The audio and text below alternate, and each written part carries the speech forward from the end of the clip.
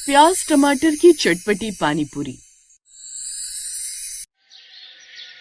मोहन आज अपने घर में काफी उदास बैठा होता है। उसके चेहरे पर साफ दिख रहा है कि वो बहुत बड़ी टेंशन में है। तभी उसकी पत्नी शांति पीछे से आती है और उसके बगल में बैठ जाती है। वो मोहन को इतना उदास देख रही होती है और फिर पूछती है, मोहन जी क्या हुआ? आप आज फिर ऐसे ही खाली हाथ और मुंह लटकाए बैठे हैं। आप इतने परेशान क्यों हैं? कुछ तो बताइए। क्या बताऊं शांति, समझ ही नहीं आ रहा कि आखिर क्या करूं। मेरा तो दिमाग ही काम करना बंद कर गया। देखो मेरी पानी पूरी अब बाजार में ढंग से बिक नहीं रही है। आज भी आधा सामान वैसे का वैसा वापस ले आया हूं। अब जब पानी पूरी नहीं बिकेगी तो घर का खर्च कैसे चलेगा? और सबसे बड़ी बात, हम अपनी कविता की शादी कैसे करेंगे? तुम तो जानती हो ना कि लड़के वाले साफ साफ दहेज की डिमांड कर रहे हैं। यहाँ हमारा रोज का काम ही नहीं चल रहा, तो हम उन लालची लोगों को इतना सारा दहेज कहाँ से ला कर देंगे? मुझे तो अपनी बेटी की फिक्र खाए जा रही है। अजी आप इतना दिल पर मत लीजिए। काम है, कभी कम चलता है तो कभी ज्यादा। आप इतने परेशान क्यों होते हैं? ऊपर वाला बैठा है ना, वो जो भी करता है अच्छे के लिए ही करता है। हमें हार नहीं माननी चाहिए। इस तरह दोनों पति पत्नी आपस में बात कर रहे होते हैं कि तभी उनकी बेटी कविता आती है। वो काफी देर से दरवाजे के पास खड़े होकर अपने मम्मी पापा की सारी बातें सुन रही होती है। उसे बुरा तो लगता है। वो अपने दोनों माता पिता को इस तरह साथ बैठकर टेंशन में बातें करते हुए देखती है और कहती है, पापा माँ बिल्कुल ठीक कह रही हैं। आप बेकार में इतना सोच रहे हैं। अरे भगवान अगर एक रास्ता बंद करता है तो वो दूसरा रास्ता अपने आप खोल देता है। हमारा काम अच्छा नहीं चल रहा तो क्या हुआ? हमारे पास हुनर तो है ना। हम सालों से यही काम कर रहे हैं, तो हमें कुछ नया सोचना चाहिए। बेटा हुनर से क्या होगा? बाजार में अब गला काट कंपटीशन है। गली गली में पानी पूरी वाले खड़े हो गए। कोई पुदीने का पानी पिलाता है तो कोई नींबू वाला। मेरी वही पुरानी सादा आलू वाली पानी पूरी अब कोई नहीं पूछता। मुझे लगता है मुझे काम छोड़कर कुछ और मजदूरी ढूंढनी पड़ेगी। नहीं पापा, काम छोड़ने की कोई जरूरत नहीं है। लोग अब सादी चीजें खाकर बोर हो गए। उन्हें कुछ नया और चटपटा चाहिए। मैंने रात भर एक तरकीब सोची है। हम अपनी पानी पूरी में आलू के मसाले की जगह प्याज टमाटर की चटपटी फिलिंग डालेंगे। हम इसका नाम रखेंगे प्याज टमाटर की चटपटी पानी पूरी। प्याज टमाटर की पानी पूरी, ये कैसी बात कर रही है बेटा? हमने तो आज तक बस आलू और चने वाली ही सुनी है। ये प्याज टमाटर का मेल लोगों को पसंद आएगा क्या? माँ यही तो बात है। हम इसे बिल्कुल अलग तरीके से बनाएंगे। हम प्याज को एकदम बारीक काटेंगे, उसमें रसीले टमाटर मिलाएंगे, थोड़ा अदरक मिर्च का पेस्ट और ऊपर से मेरा बनाया हुआ एक खास मसाला डालेंगे। जब लोग इस खट्टे मीठे पानी के साथ इसे खाएंगे ना, तो उन्हें जो स्वाद आएगा वो उन्होंने पहले कभी नहीं चखा होगा। आप बस मुझ पर भरोसा रखो। मोहन को कविता की बातों में थोड़ी उम्मीद नजर आती है। उसे लगता है कि शायद ये तरीका काम कर जाए। अगले दिन सुबह सुबह शांति और कविता मिलकर रसोई में तैयारी शुरू कर देती हैं। कविता खुद खड़ा मसाला भूनकर उसे पीसती है और प्याज टमाटर का एक जबरदस्त मिश्रण तैयार करती है। दोपहर होते ही मोहन अपना ठेला लेकर बाजार के उसी चौराहे पर जाता है जहाँ उसकी दुकान पहले फीकी पड़ गई थी। आओ भाई आओ, शहर की सबसे अनोखी पानी पूरी खाओ। प्याज टमाटर वाली चटपटी पानी पूरी। एक बार खाओगे तो उंगलियां चाटते रह जाओगे। आओ आओ। मोहन की आवाज और नया बोर्ड देखकर लोग रुकने लगते हैं। तभी कॉलेज से लौट रहे कुछ लड़कों का झुंड वहाँ आता है। उनमें से एक राहुल नाम का लड़का कहता है, अरे अंकल ये प्याज टमाटर वाली पानी पूरी क्या नई चीज है? हमने तो आज तक बस आलू वाली खाई है। जरा एक प्लेट खिलाना, देखें तो इसमें सही में क्या जादू है। अभी खिलाता हूँ बेटा, ये मेरी बेटी की खास रेसिपी है। एक बार खाओगे तो बाकी सब भूल जाओगे। मोहन फुल्की फोड़ता है, उसमें कविता का बनाया हुआ प्याज टमाटर का चटपटा मसाला भरता है और तीखे पानी में डुबोकर राहुल को देता है। राहुल जैसे ही एक पूरी मुंह में डालता है, उसका चेहरा एकदम से चमक जाता है और वो खुशी के मारे कहता है, ओ तेरे की अंकल, ये तो गजब है। प्याज का वो क्रंच और टमाटर का खट्टापन, भाई साहब मजा आ गया। तुम लोग भी चखो यार, ऐसी चीज पहले कभी नहीं खाई। देखते ही देखते मोहन के ठेले पर लड़कों की भीड़ लग जाती है। जो लोग पहले दूसरी दुकानों पर जाते थे वो अब मोहन के पास आने लगते हैं और ये खबर आग की तरह पूरे बाजार में फैल जाती है कि मोहन अंकल कुछ बहुत ही जबरदस्त बेच रहे हैं। शाम होते होते मोहन का सारा सामान खत्म हो जाता है। वो खुशी खुशी घर आता है। शांति, कविता देखो आज कितनी तगड़ी कमाई हुई है। आज तो मुझे सांस लेने की भी फुर्सत नहीं मिली। कविता बेटा तेरी तरकीब तो बिल्कुल निशाने पर लगी है। लोग लाइन लगाकर खड़े होकर खा रहे थे। देखा मोहन जी, मैंने कहा था ना, भगवान कोई ना कोई रास्ता जरूर निकालता है। अब धीरे धीरे हमारे पास पैसे जुड़ जाएंगे। पापा ये तो बस शुरुआत है, अभी हमें इसे और बेहतर बनाना है। कल से हम इसके साथ एक छोटी सी कटोरी में प्याज टमाटर का सलाद भी मुफ्त देंगे। इससे लोग और ज्यादा खींचे चले। कविता की ऐसी बातें सुनकर अब सभी लोग बहुत खुश हो जाते हैं और अगले कुछ हफ्तों में मोहन की दुकान पूरे इलाके में टॉप पर पहुंच जाती है। अब मोहन को अपनी बेटी की शादी के लिए पैसे जोड़ने की उतनी टेंशन नहीं होती, लेकिन बाजार में जब कोई तरक्की करता है तो जलने वाले भी आ जाते हैं। पास की गली में एक दूसरा पानीपुरी वाला जिसका नाम लल्लू था, वो मोहन की कामयाबी देखकर जलने लगता है और वो एक दिन अपने कुछ दोस्तों के साथ मोहन के ठेले पर आता है और उससे कहता है, क्या मोहन भाई, क्या जादू कर दिया है? ये प्याज टमाटर डालकर लोगों को बेवकूफ बना रहे हो क्या? पानी पूरी तो आलू से ही बनती है, ये सब नौटंकी बंद करो। भाई मैं किसी को बेवकूफ नहीं बना रहा, लोग अपनी मर्जी से आ रहे हैं और उन्हें स्वाद पसंद आ रहा है। तुम भी अपना काम करो, मैं अपना कर रहा हूँ। देख लेना, ये तुम्हारा नाटक ज्यादा दिन नहीं चलेगा, लोग वापस मेरे पास आएंगे। लल्लू वहाँ से गुस्से में चला जाता है और मोहन थोड़ा डर जाता है। समय यूं ही गुजरता है और अब मोहन के पानीपुरी और अच्छे से बिकने लगते हैं। कुछ दिनों बाद शहर का एक बड़ा बिजनेसमैन जिसका नाम सेठ जग्गू था, वो अपनी बड़ी कार से वहाँ से गुजर रहा होता है। तभी वो भीड़ देखकर अपनी गाड़ी रोकता है। अरे भाई, यहाँ इतनी भीड़ क्यों है? तुम क्या बेच रहे हो ऐसा? साहब ये प्याज टमाटर वाली चटपटी पानी पूरी है, आप भी एक बार चक्कर देखिए। अच्छा, अगर ऐसी बात है तो लगा दो भाई। जग्गू की बात सुनकर अब मोहन उसके लिए टमाटर प्याज वाले पानीपुरी लगाता है, जिसके बाद जग्गू पानीपुरी खाते हैं और उन्हें स्वाद इतना पसंद आता है कि वो वहीं खड़े खड़े मोहन को एक बड़ा ऑफर दे देते हैं।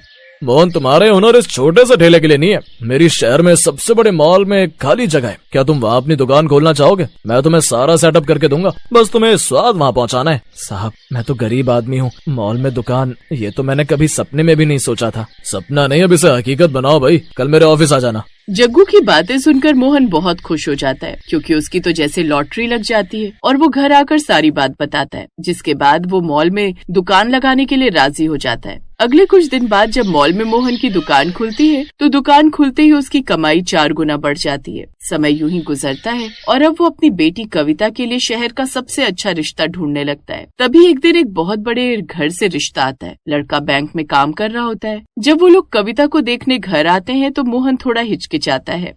देखिए साहब, मैं एक सीधा साधा आदमी हूँ, मेरी बेटी ने ही मेरा ये काम खड़ा किया है। आप लोग दहेज की क्या उम्मीद रखते हैं वो बता दीजिए, ताकि मैं उस हिसाब से तैयारी करूँ। मोहन जी, हमें आपसे पैसा या दहेज नहीं चाहिए। हमने आपकी बेटी के बारे में सुना है कि उसने कैसे अपने पिता के डूबते काम को अपने दिमाग से खड़ा कर दिया। हमें ऐसी समझदार और हिम्मत वाली बहू चाहिए जो हमारे घर को संभाल सके। दहेज की बातें तो पुराने जमाने की है। ये सुनकर मोहन और शांति की आंखों में खुशी के आंसू आ जाते हैं। उन्हें यकीन नहीं होता कि बिना दहेज के भी इतना अच्छा रिश्ता मिल सकता है और इस तरह कविता का रिश्ता पक्का हो जाता है और बहुत जल्द उसकी शादी हो जाती है। लेकिन शादी के बाद भी वो अपने पिता की मदद करना नहीं छोड़ती और अपने पिता के साथ उनका हाथ बटाती है। इससे उसके परिवार वालों को भी कोई प्रॉब्लम नहीं होती।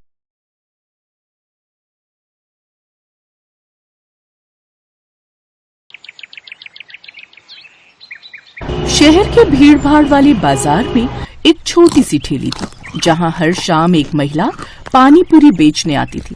उसका नाम था सीमा। उसकी ठेली की खास बात ये थी कि वो 5 अलग अलग तरह के पानी पूरी बेचती थी। उसकी पानी पूरी की खुशबू पूरे बाजार में फैल जाती और दूर दूर से लोग उसकी ठेली पर पानी पूरी खाने आते थे। सीमा की पानी पूरी में सबसे बड़ी बात थी उसका स्वाद और मेहनत। हर सुबह वो ताजी चटनी और मसाले तैयार करती। उसके पास 5 तरह का पानी था, खट्टा मीठा पानी, तीखा पानी, पुदीना पानी, लहसुन पानी और आम पन्ना पानी। लोग दूर दूर से उसकी ठेली पर आते और अपनी पसंद का पानी मांगते। सीमा बहुत मेहनती थी। वो दिन भर खूब मेहनत करती थी। उसकी जिंदगी आसान नहीं थी। उसका पति बीमारी के कारण काम नहीं कर पाता था, इसलिए घर की और बच्चों की पूरी जिम्मेदारी अकेले सीमा ही संभालती थी। सीमा जिस जगह पर अपनी पानीपुरी का ठेला लगाती थी, उसके सामने एक बड़ी किराने की दुकान थी, जिसे रमेश नाम का एक बदमाश आदमी चलाता था। रमेश सुमन से बहुत चिढ़ता था और अक्सर ही उसे किसी न किसी बहाने बुरा भला बोलता रहता था। इसका सबसे बड़ा कारण था सुमन की ठेली पर ग्राहकों की भीड़ लगना। ओ सुमन, मैंने तुझे कितनी बार बोला कि मेरी दुकान के पास से अपने ग्राहकों के साइकिल स्कूटर खड़े मत होने दिया कर। किसी दिन तेरी शिकायत पुलिस को कर दी तो तू ठेली लगाने लायक नहीं रह जाएगी। भैया जी, वो सफेद स्कूटी आपकी है, जरा हटा लो। ये दुकानदार ऐसे ही है, बेकार में बात बढ़ा देगा। अरे भाई, इतना भड़क क्यों रहे हो? 2 मिनट खड़ी तो की है। ये बड़ी अच्छी बात हुई। पानी पूरी तुम उसके ठेले पर खाओ और अपनी स्कूटी यहाँ मेरी दुकान के आगे रखो। हाँ, अरे हटाओ अपनी स्कूटी भाई, यहाँ से मुझे दुकान में जाने का रास्ता बनाना है। रमेश को अक्सर ऐसे ही सीमा से जलन होती थी, क्योंकि उसकी दुकान पर जितनी भीड़ नहीं जुटती थी, उससे ज्यादा लोग सीमा की ठेली पर 5 तरह की पानीपुरी खाने के लिए जमा रहते थे। रमेश की साली कविता गांव से शहर आई हुई थी। कविता की आदत थी कि जहां भी फायदा नजर आए वो तुरंत उसमें कूद पड़ती। एक दिन वो अपनी बहन के साथ घूमते हुए रमेश की दुकान पर आई। क्या बात है जीजा जी, इतना गुस्साए हुए क्यों हो? अरे कविता, सुधा, तुम दोनों आज दुकान पर? कुछ नहीं, बस ऐसे ही। सुधा का मन हो रहा था बाजार घूमने का, तो बस सोचा दुकान पर भी आ जाए। चलो ना दीदी, वो सामने ठेले से पानीपुरी खाते। उस ठेले पर 5 तरह की पानीपुरी है। कोई जरूरत नहीं है उसके ठेले से कुछ खाने की। सामने दुकान से समोसे ला देता हूँ, वो खा लो। पर आप उस ठेले से पानीपुरी क्यों नहीं खाने दे रहे जीजा जी? आखिर ऐसी क्या बात है? क्या उसके पानीपुरी खराब होते हैं? नहीं, बस ऐसे। मुझे उसके ठेले पर बढ़ती हुई भीड़ पसंद नहीं है। उसके ठेले की वजह से मेरी दुकान के बाहर भी जगह नहीं बचती। इसी वजह से मैं उससे बात करना पसंद नहीं करता। बेकार से पानीपुरी खिलाकर इतने पैसे कमा रही है ये। वैसे जीजा जी, ये पानीपुरी का धंधा बढ़िया बहुत है। अच्छे खासे पैसे कमा लेती होगी ये पानीपुरी वाली। और क्या, मैं तो इनको भी कई बार कहती हूँ कि तुम भी इसी तरह का कोई काम खोल लो। पता नहीं, ये दुकान पर बैठते हैं, यहाँ तो कोई कमाई ही नहीं होती। इससे ज्यादा तो वो सुमन पानीपुरी वाली कमा रही है। अरे तो मेरे कोई 10 हाथ और 10 पैर तो नहीं है जो मैं एक साथ इतना काम संभाल सकूं। तुझे घर के कामों से फुर्सत नहीं है। इन सब कामों के लिए एक आदमी की जरूरत होती है जो सारा दिन ड्यूटी दे। जीजा जी, अगर मैं पानीपुरी का ठेला लगा लूं, इतना तो कह सकती हूँ कि भीड़ तो मैं ऐसे ही ले आऊंगी। ये 5 तरह की पानीपुरी का ठेला जो लगा रही है, मैं इससे बढ़िया पानीपुरी तैयार कर दूंगी। पर पैसा तुम्हें लगाना होगा जीजा जी। हाँ हाँ, क्यों नहीं, मैं तो पैसा लगा सकता हूँ। और मेरे तो दिल को ठंडक भी मिलेगी जब कोई इसको टक्कर देने वाला आएगा। मैं कल ही तुझे पानीपुरी का ठेला लगवा देता हूँ। पर तुझे पानीपुरी बनानी आती है ना? हाँ हाँ जीजा जी, बहुत बढ़िया पानीपुरी बनानी आती है। मैं गांव में कभी कभी घर पर बना लिया करती थी। सब उंगलियां चाटते रह जाते थे। कविता की बात सुनकर रमेश के मन में लालच आ जाता है। उसके मन में तो वैसे भी सुमन के लिए ईर्ष्या थी। अब कविता का साथ मिलने से उसके मन में योजना भी आ गई। अगले 2 से 3 दिन में रमेश ने कविता को दुकान के बिल्कुल बराबर में 5 तरह की पानीपुरी का ठेला तैयार करके लगवा दिया। ठेला देखने में बहुत सुंदर था। शीशे वगैरह लगे हुए थे। ठेला लोगों को अपनी ओर आकर्षित कर रहा था, क्योंकि ठेला देखने में सुंदर होने के साथ साथ पानीपुरी के रेट भी बहुत कम थे। और कविता लोगों को आवाज लगाकर सस्ते पानीपुरी के लिए लालच दे रही थी। 10 रुपए में 5 तरह के स्वाद वाली पानीपुरी, इतनी सस्ती कभी नहीं खाई होगी। आइए आइए, 10 रुपए में 5 तरह की पानीपुरी खाइए। आज ग्राहक क्यों नहीं आ रहे? अरे, ये सामने पानीपुरी का ठेला किसका है? रमेश ने अपनी साली को मेरे जैसा ही पानीपुरी का ठेला क्यों लगा कर दिया? किसी और चीज का भी तो लगा सकता था। कहीं न कहीं इसकी वजह से मेरे ग्राहक बहुत कम हो गए। अब रमेश की साली कविता की बिक्री बढ़ गई और सुमन की बिक्री पर असर आ गया। पता नहीं कविता की पानीपुरी में वो स्वाद भी नहीं था जो सुमन की पानीपुरी में था। फिर भी लोग कविता के ठेले से ही पानीपुरी खाते थे। सुमन ने अब रमेश की दुकान के सामने ठेला लगाना बंद कर दिया। अब वो दुकान से दूर बाजार में ठेला लगाने लगी। हालांकि उसे जगह के पैसे देने पड़ते थे, पर कहीं न कहीं उसे ये सुकून था कि उसे रमेश जैसे इंसान से मुंह नहीं लगना पड़ रहा था। कहते हैं, इंसान की बेईमानी की सजा उसे एक न एक दिन मिल ही जाती है। ऐसा कविता और रमेश के साथ हुआ। कमाई अच्छी होने से रमेश के मन में लालच आने लगा। अब उसने सस्ते में पानीपुरी बनाने के बारे में सोचा। अरे जीजा जी, पानीपुरी बनाने के लिए ये तुम पुराने मसाले क्यों दे रहे हो? इस सूजी और आटे में तो कीड़े चल रहे हैं। अरे कविता, मेरी प्यारी साली, ये सब हम जैसे बेईमान पानीपुरी वालों की ट्रिक होती है। हम वो नहीं है जो महंगा सामान लाकर घाटे में कमाई करें। मेरे से कुछ पानीपुरी वाले यही सूजी और यही आटा और बिल्कुल यही मसाले लेकर जाते हैं और आराम से उनकी पानीपुरी बिकती है। अभी तक तो उन्हें कोई शिकायत नहीं आई। इसलिए अब हमने भी यही आइडिया अपनाया है। सस्ते घटिया मसाले और आटे से बढ़िया पानीपुरी तैयार करनी है। इसमें हमारा मुनाफा है। वैसे भी ये सब मेरे लिए बेकार है। मैं तो फेंकने ही वाला था, तो सोचा क्यों ना तेरे पानीपुरी के ठेले के लिए इस्तेमाल कर लूं। समझ में आई अब? जीजा जी, कुछ भी कहो, तुम हो बहुत चालाक। रमेश और कविता दोनों ने मिलकर घोटाला शुरू कर दिया और फिर किसी ने खबर कर दी और फूड इंस्पेक्टर उनकी चेकिंग के लिए आ गए। हमेशा के लिए कविता का पानीपुरी ठेला सील कर दिया गया। उधर सुमन पहले की तरह ही साफ सुथरे तरीके से पूरी मेहनत के साथ वैसे ही बाजार में अपना पानीपुरी का ठेला चला रही थी। मैंने कहा था जीजा जी, मिलावट मत करो, पर तुमने मेरी नहीं सुनी। देखो, वो 5 तरह की पानीपुरी वाली आज भी अपना ठेला इतने आराम से चला रही है। तो नुकसान तो मेरा भी हुआ है। तेरी वजह से मुझे कितना जुर्माना भरना पड़ा है। ना ही तुझे मैं ठेला लगाने देता और ना मेरे मन में लालच आता। मेरे भी काम पर असर पड़ा है। सुनिए, वो 5 तरह की पानीपुरी वाली सुमन का जो ठेला लगा है, वहाँ पानीपुरी खाते हुए चलेंगे। बड़े स्वाद पानीपुरी बनाती है। सुमन की तारीफ सुनकर रमेश और कविता दोनों का मुंह लटक जाता है। कहते हैं, बेईमान इंसान कभी भी सफलता की ओर नहीं जा पाता। और जो ईमानदार होते हैं वो हमेशा सफलता के रास्ते पर बढ़ते रहते हैं। Thanks for watching.